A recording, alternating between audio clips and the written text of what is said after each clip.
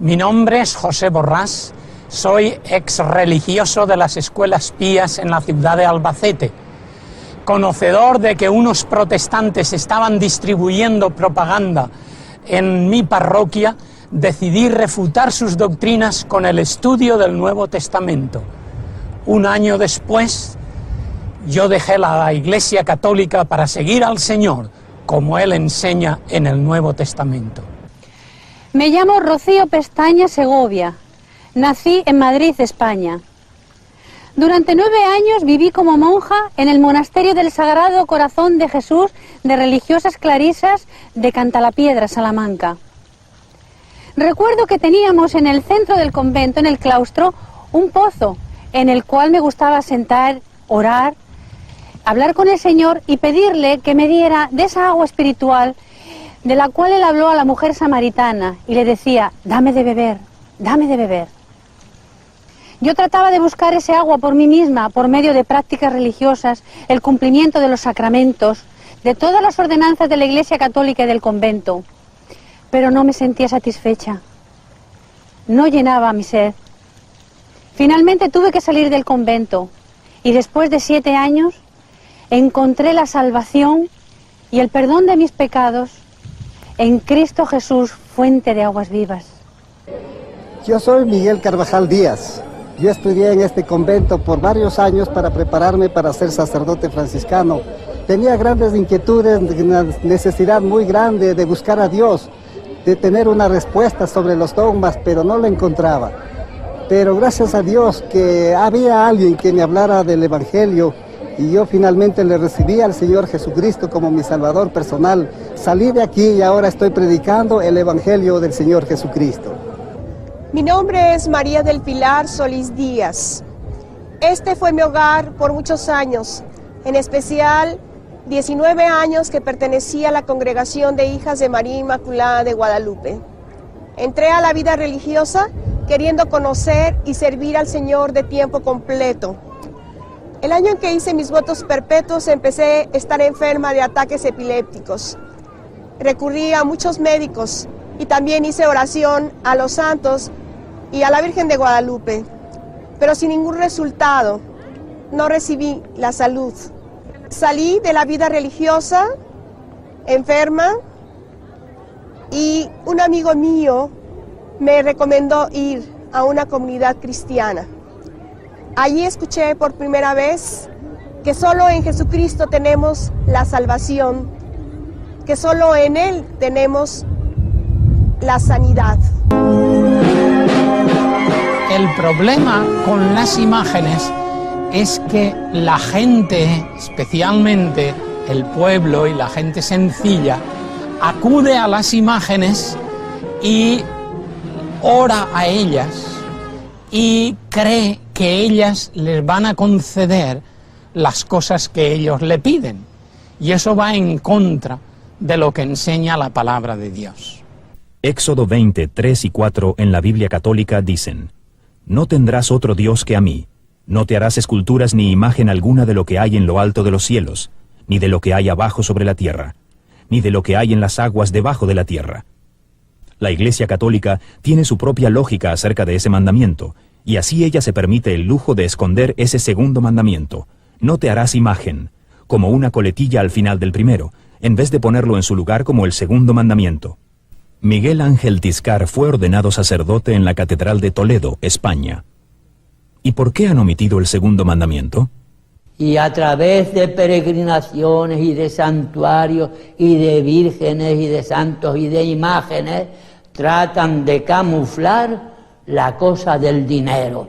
Pero al fin y al cabo es dinero, dinero y dinero. Y repito, es la palabra de Dios la que dice: el amor al dinero es la causa de todos los males. Aunque está claro lo que dice la Escritura, siguen las tradiciones de la Iglesia. ¿Puede explicar la Inmaculada Concepción? No le sabría contestar. ¿Puede explicar la doctrina de Inmaculada Concepción? Nosotros pensamos que Nuestra Señora fue cubierta por el Espíritu Santo y fue así como ella concibió a su Hijo. sin la participación de un hombre. Fue propiamente el Espíritu Santo quien intervino. Por eso es que Jesús es el Hijo de Dios y por eso es que ella es corredentora. Ni siquiera el sacerdote explicaba correctamente la Inmaculada Concepción. Es simplemente el Papa definió que María fue concebida sin pecado original. Juan Sanz Pascual fue ordenado sacerdote en España en el Seminario de Madrid Alcalá. Desde el principio de su ser, en el vientre de su madre, ella es sin mancha, sin pecado original. Esto es lo que significa Inmaculada Concepción, que fue concebida sin pecado original. Ahora, esa doctrina de la Inmaculada Concepción va en contradicción con lo que dice la palabra de Dios. En Romanos 3:23, la palabra de Dios dice, por cuanto todos pecaron. Ella dice, y no podemos decir que María es embustera, ni mentirosa. Ella dice, en Dios mi Salvador. Luego, fue salva. ¿Y cuál es la fuente de la doctrina de la Asunción de María? La Asunción de María viene a través de la doctrina de la Iglesia, a través de los papas. Fue evolucionando. La doctrina de la Asunción de María en la Iglesia Católica Romana, pues si se basa en falsas tradiciones también, no en la palabra de Dios. La Inmaculada Concepción, la virginidad perpetua de María y la Asunción de María a los cielos son no leyes eclesiásticas, sino dogmas, y como tales tienen que ser creídas por toda persona que quiera ser considerada como buena católica y permanecer dentro de la Iglesia Católica. Pues tenemos fe en las imágenes. Para mí sí, es como, sí, Dios. Por ejemplo, la Virgen de Guadalupe es la madre la Virgen María es la madre de Jesús. Y para mí pues, es Dios. Porque la Virgen es una intercesora nuestra. Como usted que puede tener sus palancas para ver a una persona superior a usted, puede tener un amigo muy amigo de esa persona y es su palanca para ir a esa persona, así nosotros, intercede ella por nosotros. La ve con sus manitas juntas, es porque siempre está en actitud de oración y ora por nosotros, ella intercede por nosotros, es nuestra intercesora. Que es un disparate verdadero. El Señor no necesita palanca de nadie, absolutamente. No tiene que moverse, basta con decir, hágase y las cosas son hechas. Repito, el apóstol Pablo dice que solo hay un mediador, Cristo. Si Cristo es el mediador, bueno, pues no hay más mediadores que Él. Y como Él es el omnipotente y en todas partes está como Dios, Dios nos oye y vamos a Él con la confianza de que va al Todopoderoso.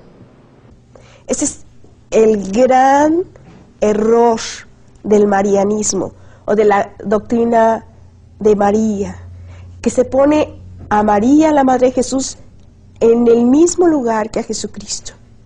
El papel que Nuestra Señora juega en la Iglesia Católica en todo el mundo, no solo en Guatemala, es de corredentora. Es decir, ella junto con Jesús ayudó a la salvación de la humanidad. La ponen como corredentora. Corredentora. O sea que la están poniendo a María junto o en el mismo lugar que Jesucristo, ganando para nosotros esa salvación.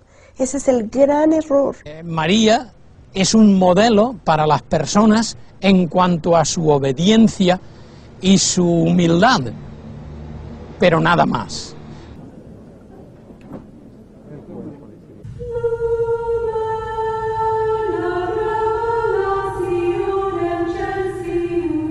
La misa es el centro de la experiencia católica romana y todos los católicos deben asistir semanalmente. La Iglesia Católica dice que la misa es una representación de la última cena. Aquella noche, Jesucristo tomó pan y vino diciendo: esto es mi cuerpo, y esto es mi sangre. La Iglesia romana enseña que con esas palabras se produce un cambio milagroso. Luego Cristo enseñó a sus discípulos, esto haced en memoria de mí. La respuesta de la Iglesia romana a ese mandamiento es la misa. Cuando el sacerdote católico romano pronuncia esas palabras de Cristo de la Última Cena, los católicos creen que se produce un cambio en el pan y el vino, que realmente se transforman en el cuerpo y la sangre de Jesucristo. El catolicismo romano enseña que un milagro se realiza cuando el sacerdote dice, tomad y comed todos de él, porque esto es mi cuerpo que será entregado por vosotros. La Iglesia Católica enseña que la hostia deja de ser pan y ahora es realmente el cuerpo de Cristo. Entonces, sencillamente teníamos que aceptarlo así. O sea, era difícil de creer, porque realmente comías y te daban a probar la forma. Y decías, antes de que fuera consagrada, tú te la daban a probar. Sí, es pan realmente, sabe a pan. Pero después de consagrada, cuando tú ibas a recibir la comunión, bueno, pues sigue sabiendo a pan. Si el pan y el vino son transformados en cuerpo y sangre de Jesús, ¿por qué no cambia su apariencia en la consagración en la misa? Usando una combinación de teología, filosofía y misticismo, la Iglesia ha propuesto una teoría llamada transubstanciación, que dice que la naturaleza interior del pan y del vino cambia, mientras su apariencia sigue igual. Pero siendo que el pan no cambia en su apariencia, ¿no tendría más sentido si comprendiéramos las palabras «esto es mi cuerpo» como figurado? ¿Acaso no empleaba Jesús el sentido figurado en su enseñanza? Jesús dijo, yo soy la vid verdadera. Y nadie piensa literalmente que Jesús fuera una vid, sino que es el significado, es un símil, para que nosotros podamos entender mejor lo que Jesús quiere decir. Por lo tanto, cuando Jesús dice, esto, mi cuerpo, que por vosotros es entregado, simboliza que aquel pan que se rompe y se da a las personas para que lo coman, simboliza y representa su cuerpo entregado por nosotros. La mayoría de las denominaciones cristianas entienden el significado del pan y del vino como símbolos. Sin embargo, la Iglesia Católica Romana enseña que se convierten literalmente en el cuerpo y la sangre de Cristo. La Iglesia dice que este cambio es necesario para que los católicos puedan recibir a Cristo como alimento espiritual y a la vez adorarle porque está presente. La hostia, el pan sin levadura, en la que yo creía que estaba Jesucristo allí en cuerpo y sangre. Y adoraba, más que a las imágenes, a la hostia. Yo pasaba muchas horas delante de lo que nosotros llamábamos el Santísimo, adorando la hostia. ¿Y por qué la ex monja ya no adora así delante del Santísimo? Porque yo creo en el Dios verdadero, porque yo creo en lo que me dice el Señor, en su palabra. A través de toda la palabra dice, no te hagas imágenes. No obstante, la Iglesia Católica enseña que el pan y el vino deben y tienen que cambiar, no solamente para que Cristo pueda ser recibido y adorado, sino también para tener un sacrificio visible como la naturaleza humana requiere. Cristo es ofrecido al Padre en cada misa mediante las manos del sacerdote, un sacrificio literal y real por los pecados de los vivos y los muertos. La Santa Misa, para los católicos, es realmente un sacrificio en el cual Cristo otra vez vuelve a ofrecerse en la cruz, pero es un sacrificio incruento, es decir, sin sangre. Es inconcebible que tenga que seguir muriendo cada día por nuestros pecados, como si su obra no fuera suficiente. Él necesita repetirla una y otra vez. ¿Qué es eso? Estamos minusvalorizando el sacrificio de Cristo en la cruz. No, Él es Dios, Él no es ningún hombre que murió por nosotros, Él es Dios y su obra es suficiente de una vez para todas. El católico permanece en la vida de la gracia a no ser que cometa un pecado mortal, como inmoralidad, embriaguez o dejar de asistir a la misa cada domingo. Estos pecados mortales son punibles por la separación eterna de Dios. En el sacramento de la penitencia, el sacerdote concede la absolución pronunciando esta fórmula. Te conceda el perdón y la paz por el ministerio de la Iglesia, Y yo te absuelvo de tus pecados en el nombre del Padre, y del Hijo, y del Espíritu Santo. Amén.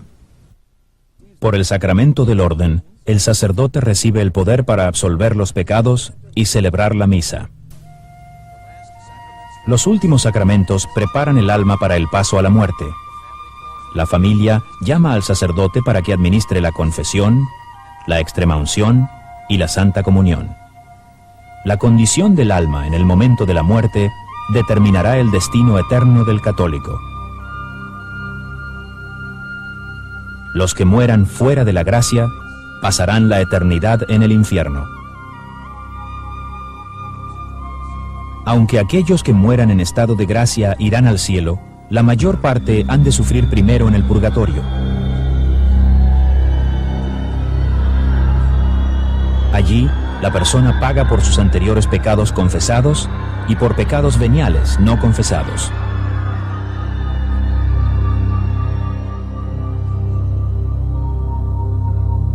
El purgatorio es el tiempo de purificación. Le preguntamos al sacerdote, si Cristo murió por nuestros pecados, ¿por qué hemos de ir al purgatorio? La Iglesia, por eso nos enseña, sabiéndonos, como decimos, pecadores limitados, por eso necesitamos ese paso de purificación. Pero en la propia gloria, yo no quiero entrar a purgatorio. Entonces, Cristo habló de Satanás y habló del infierno, pero nunca habló de un purgatorio ni de un lugar intermedio. No, nunca. Es el purgatorio una doctrina espúrea que no tiene fundamento en la palabra de Dios, pero eso sí, la Iglesia la ha sabido introducir para hacerse con las vidas y las haciendas y las personas, porque se les ata a un sacrificio, se les ata a una misa, se les ata a unas actividades y liturgias por las cuales incluso deben pagar dinero. La palabra de Dios nos dice que no por obras, para que nadie se gloríe, nadie se jacte. Si fuera por buenas obras la salvación, pues yo creo que las personas ricas tendrían más oportunidad, pero realmente lo que nosotros necesitamos es recibir, aceptarle a Jesucristo como Salvador personal. Es su sangre la que nos ha comprado como el precio infinito para nuestra salvación, para nuestra vida eterna. Pero, ¿a los católicos les ha sido enseñada esta verdad? Preguntamos a los católicos romanos en todo el mundo hispano, ¿qué tiene que hacer uno para salvarse? ¿Qué necesita para ir al cielo? ¿Puede hacer una lista de cosas? Bueno, una lista no, porque pues sería tardado, pero haciendo actos para mis semejantes sí lo podría hacer. Para ir al cielo pues se necesita amar al prójimo, principalmente, ¿va? Me imagino que portarme bien, ¿no? Necesito hacer oraciones, hacer buenas acciones, acercarme a Dios, ayudar al prójimo, perdonar a los que me tratan mal. En los sacramentos son necesarios para ir al cielo, porque cada vez que yo me acerco a los sacramentos, recibo el sí de Dios. Yo espero ir al cielo si es que yo hago obras buenas y si yo cumplo lo que Jesús me ha pedido. Yo quisiera que solamente leamos un versículo de la palabra de Dios en Juan capítulo 6, versículo 47. Jesús dijo, el que cree en mí tiene vida eterna. Así de sencillo, así de fácil. Parece fácil, pero sin embargo es lo más difícil, porque tenemos que renunciar a todos estos conceptos humanos y religiosos para poner exclusivamente nuestra fe en Jesús. A través de su sacrificio nosotros tenemos la vida eterna. El renunciar a estos conceptos religiosos y humanos les resulta muy difícil a los católicos practicantes, especialmente a los miembros de las órdenes religiosas. Una noche, Rocío Pestaña Segovia, como una expresión de sus votos a la Iglesia, me grabé una cruz a fuego vivo como se marca una res. Puse una cruz al fuego y cuando estaba roja, me metí un pañuelo en la boca para no gritar, que nadie lo viera. El Evangelio católico, la doctrina católica es un evangelio a base de obras. Todo es según lo que tú hagas. Si lo haces correcto, bien, y si no, Estás listo. Si la salvación es por obras, ¿cuántas obras tenemos que hacer? ¿Y está seguro que irá al cielo el católico romano normal y corriente? ¿Cree usted que logrará ir al cielo?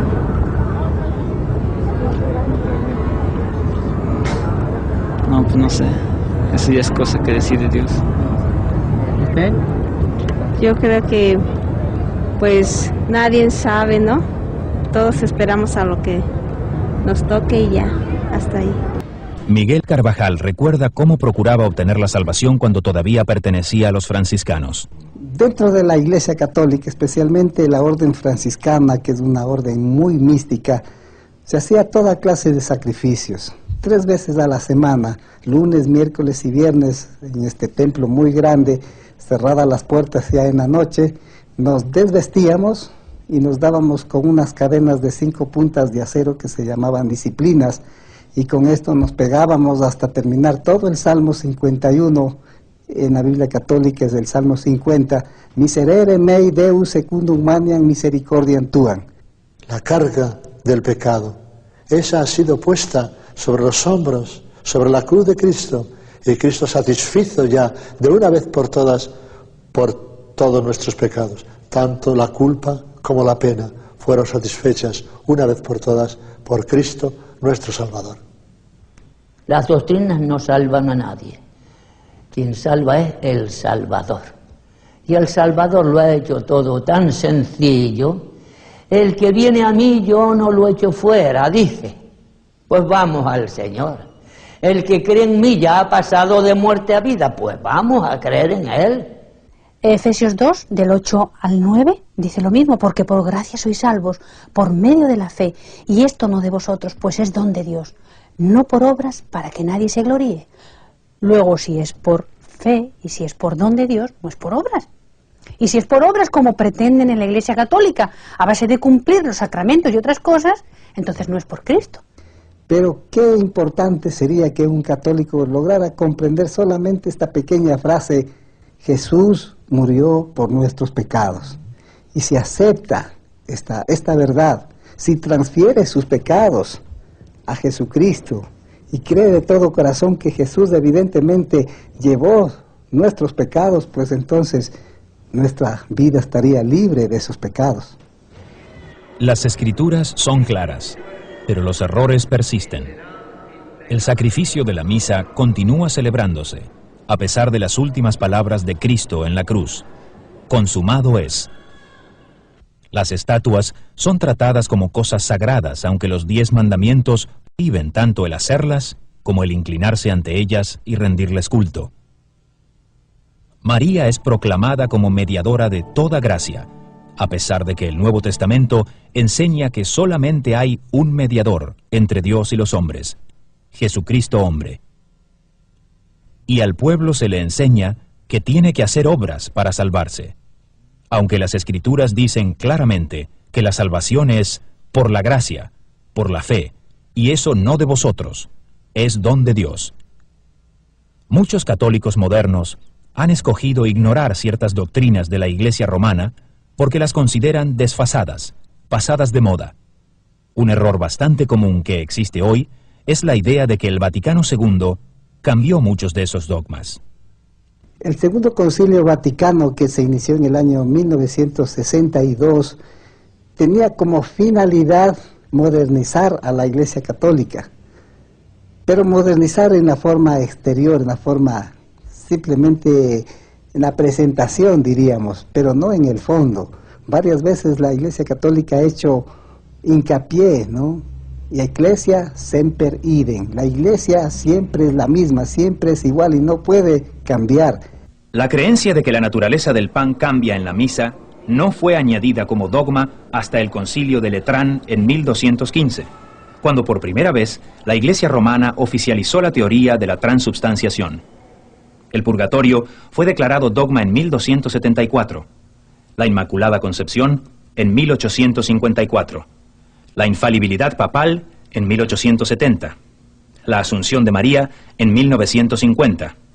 El Concilio Vaticano II dejó claro que la Iglesia Católica seguirá basándose en la tradición. La Iglesia no deriva solamente de la Sagrada Escritura su certeza acerca de todas las verdades reveladas. Por eso, se han de recibir y venerar ambas con un mismo espíritu de piedad. Uno de los profesores en el pizarrón estaba escribiendo todos los años en los que habían sido establecidos los diferentes dogmas de la Iglesia. Y al final, luego que estuvo todo escrito, dijo, bueno, ¿qué sería de la Iglesia Católica si tuviéramos que anular todos estos dogmas? Y él mismo razonando dijo, yo creo que quedaríamos en nada. Entonces ese fue el primer impacto en mi vida, y de ahí comenzaron grandes preguntas, como por ejemplo, ¿por qué Jesucristo no habrá predicado el Evangelio completo y dejó la tarea a la Iglesia para que establezca dogmas y nuevas doctrinas? Es el error de poner la Iglesia sobre Cristo, el poner la Iglesia sobre la Escritura, y entonces se viene a caer en el autoritarismo dogmático de la Iglesia, con lo cual se tiraniza al pueblo sencillo. Doctor Lutero, ayer usted confesó que estos escritos son suyos. Díganos ahora, si usted persiste en lo que ha escrito aquí, o si está preparado para retractarse de esos escritos y las creencias en ellos contenidas. Pido perdón si soy aliado falto en cuanto a los modales que convienen en estas cortes. Pero ustedes me piden que me retraiga de estos escritos. ¿Críticos protestantes? No exactamente. Los líderes de la Reforma eran todos sacerdotes y teólogos católicos. El teólogo católico John Wycliffe fue uno de los primeros. Sus problemas comenzaron cuando empezó a enseñar que la Biblia es la única fuente de verdad. Roma lo silenció, y 44 años después de su muerte, exhumaron y quemaron sus huesos por su apartamiento de la autoridad de Roma. En 1415, el sacerdote y teólogo católico de la Universidad de Praga, John Huss, fue quemado en la pira. ¿Cuál fue su crimen? También había hecho de las Sagradas Escrituras su única regla en cuestiones de fe. Después de 16 años como sacerdote, Ulrico Zwinglio rompió con la Iglesia Católica cuando ya no pudo poner la tradición al mismo nivel que las Sagradas Escrituras. Juan Calvino estaba estudiando para el sacerdocio cuando experimentó la conversión espiritual. Dejó la Iglesia poco después. Martín Lutero era sacerdote y profesor de teología en la Universidad Católica de Wittenberg. Objetó a que los representantes del Papa vendiesen perdones para evitar el purgatorio, a fin de financiar la construcción de la Basílica de San Pedro. Lutero redactó una lista de 95 razones por las que esto era un error, y la clavó en la puerta de la iglesia en Wittenberg. Los escritos de Lutero ayudaron a formar los 3 principios rectores del llamamiento a la Reforma del siglo XVI. La Biblia es la única fuente de verdad para la salvación. El hombre es salvado por Dios mediante la sola fe. Cada creyente tiene acceso directo a Dios solo por medio de Jesucristo. Cuando le ordenaron que se retractase, Lutero respondió: «Mi conciencia es cautiva de la palabra de Dios». Escapó vivo por muy poco. Estos hombres fueron todos católicos leales, cuyos intentos de reformar su iglesia y devolverla al cristianismo bíblico se vieron enfrentados a una vigorosa oposición de parte de sus superiores. Este es un antiguo problema. Yo abandoné la Iglesia Católica cuando me di cuenta de que no seguía las enseñanzas que hay en el Nuevo Testamento. Hay una gran carga en mi corazón por todas las personas católicas y especialmente por las religiosas, porque yo sé que mucha gente dentro del catolicismo busca sinceramente al Señor Jesucristo, busca sinceramente adorar al Padre y vivir una vida en el Espíritu, pero no lo logra por la idolatría. Después que yo encontré a Cristo, yo tuve que dejar la Iglesia Católica absolutamente por razones doctrinales. no tenía ninguna otra razón, porque les amo, he vivido, he nacido en la Iglesia Católica y todo, pero mi vida, conciencia es incompatible con ese tipo de doctrina. No es un cambio de religión, sino que es un cambio de vida, es un encuentro verdadero con Dios, es una experiencia personal. Muchos de nosotros hemos creído que hemos estado en la verdad, pero la verdad es Jesucristo, no es la religión. Y espero que ustedes, señores católicos, pudieran darse cuenta de que hay algo más importante, algo más valioso, es la oferta más importante que jamás usted haya podido escuchar en su vida, que es el de la vida eterna a través de la salvación del Señor Jesucristo. Lo que lo salva a uno es la sangre de Cristo, creyendo que Él es el Salvador y Señor de uno, personal, de la vida de uno, para que uno pueda entrar al cielo. ¿Qué sacrificio podría yo hacer para merecer entrar al Señor y verlo cara a cara cuando me muera? Ninguno. Estoy muy seguro que voy al cielo porque no radica, no se basa en mis hechos, en mis logros, sino que el Señor Jesucristo ha prometido que Él ha estado preparando un lugar para mí porque yo le he aceptado. Y eso es lo que me sorprendió, que nadie me dijo estas cosas. Yo tenía que aprenderlos por la Biblia. Y me dolió porque yo pensé que los padres o la gente en la iglesia, es un deber de ellos a enseñarnos el camino. Y ellos no me enseñaron cómo llegar al cielo. Cada una de estas personas ha dejado la Iglesia Católica Romana. Pero no es tanto lo que han dejado, sino y mucho más lo que han encontrado en el Señor Jesucristo. O sea, antes yo, cuando era católica y vivía de tradiciones y de cosas, yo pensaba en la muerte como algo horrible, ¿no? Algo, no me hubiera querido morir nunca. Tenía temor, tenía miedo, pero ahora no. Ahora va a ser el día de fiesta cuando yo me vaya arriba, al cielo, a verlo cara a cara. Va a ser muy hermoso. Voy a ponerme de rodillas, físicamente de rodillas, y le voy a dar las gracias. Y que por mí pues nada más puedo hacer, que no hay ninguna obra que yo pueda hacer, que ya lo hizo del todo por mí. ¿Y qué podría hacer yo? Y yo no merecía tal sacrificio, que Dios mismo viniera a morir por mí. Creo que le adoraré por toda la eternidad.